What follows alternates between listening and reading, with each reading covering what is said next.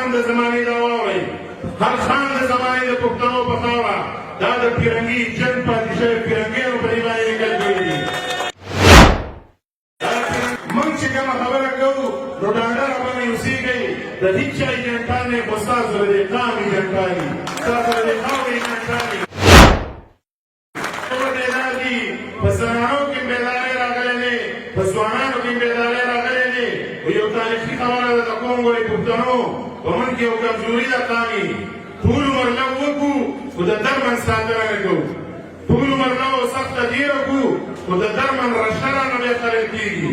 څوک یې رانه وسېزي د شپې، دا خپل وډ به بکسې ته هم رسولي او د بکسې څوکیداري به هم کول غواړي.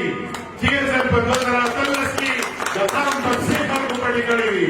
دا ځل بیدار اوسېږئ، داسې بیدار بکسو ته اوسېږئ چې خوارې څوک درنه رانه شي چې خپله نتیجه مو ایستلې نه وي، د هغې پورې به نه د پولینګ سټېشن نه خوځئ، نه به د پولینګ بوت د خوا نه خوځئ. بدمرغي زمنداره په یو زمانه کې د غازي عمرا خان زوی دی عبدالمتین خان. عبدالمتین خان دا د باجوړ خاوره د بادر خان صاحب چې کومه خبره وکړله نو دا د دیر جغرافیه دغه ډېره وروستو راغلې ده. جندول چې کوم دی، میدان چې کوم دی، براول چې کوم دی، تر د خزانې پورې دا د باجوړ تاریخي خاوره ده. یو ټپه ویلی کېږي وایي بابوقره زما وطن دی، بابوقره د سلامزو تاریخي نوم دی، وایي بابوقره زما وطن دی او جندوله تا ته سلامي راغلی یم. بدر خان صاحب هم تا ته سلامي، بدر خان صاحب زموږ مشر دی، زموږ رهبر دی او مېړنی سړی دی په دغه خاوره. باجوړی دی زموږ روز ریز دی، خو ځینې خلک چې په باجوړ کې ایرېدلي دي نو نور نومونه یې تړل. هغوی ته موږ وایو چې که په دیر باندې به د بدر خان علي صاحب هم د خلاصېدو ته نه وایي او د باجوړ په 21مه حلقه به انشاءالله رشید خان کامیابېږي. متین خان د دیر نواب سره په جګړه شو، د باجوړ لښکر دی د متین خان سره. متین خان دا زموږ تل تېر شوی، خو بدبختي دا ده چې پښتون قام نه خپله تلان اخیستل شوي دي. سراج الدوله او ظهیر الدین بابر خو پښتانه پېژني، غازي عمرا خان او متین خان نه پېژني.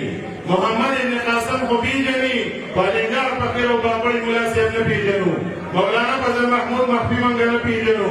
نو د متین خان په باره کې تاریخ وایي میندې دې داسې زامن راوړي، میندې دې داسې زامن راوړي لکه متین چې باجوړی راوړی ونه.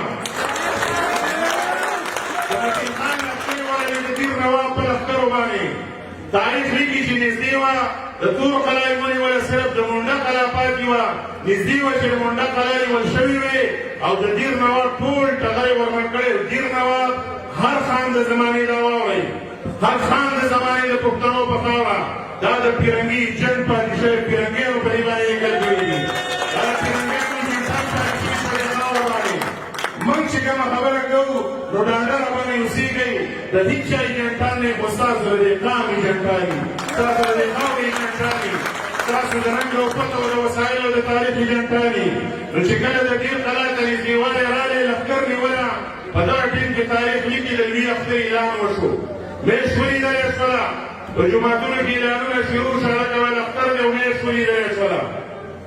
متین خان ته د باجوړ لښکر کېناست، وایي لښکر را نږدې دی او دا جنګ هم لږ اوږد دی، موږ به لاړ شو دا لښکر به پور کړو او بیا به د اختر نه پس راشو دې باقي جنګ له.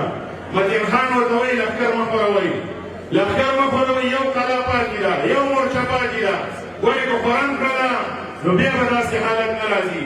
او پښتانه خو داسې دي څادرې وڅنډلې، وسلې په اوږه کړې. متین خان ته ویل دا جنګ ورسا دی.